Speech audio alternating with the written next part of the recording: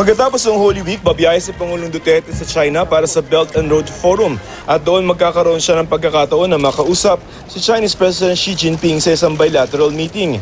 Magaganap ito matapos ang kontrobersyal na pahayag ni Presidential Spokesperson Salvador Panelo sa gitna ng sunod-sunod na ulat na may mga Chinese militia o mga peking mangingisda ang China malapit sa ating mga teritoryo. Sabi niya panahon na raw para suklian ng China ang kabaitan ng Pilipinas.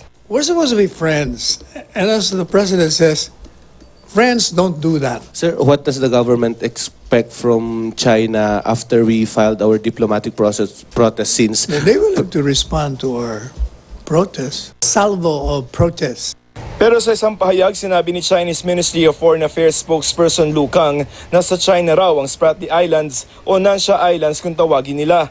Suportado raw ito ng kasaysayan at mga desisyon ng batas. Libo-libong taon na raw nangingisda ang mga Chino roon at hindi raw dapat kinikwestiyon ang karapatan ng mga ito.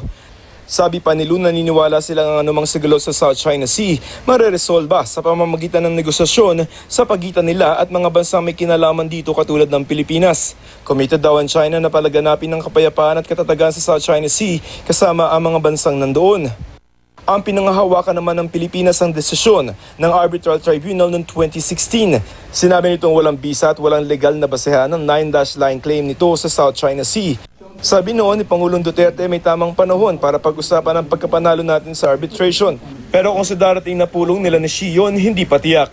Well, any forum for that matter, when it involves two countries or multi-countries meeting, anything of mutual concern in regard to security, trade relations is a proper venue. Joseph Morong, Nakatutok, 24 Oras.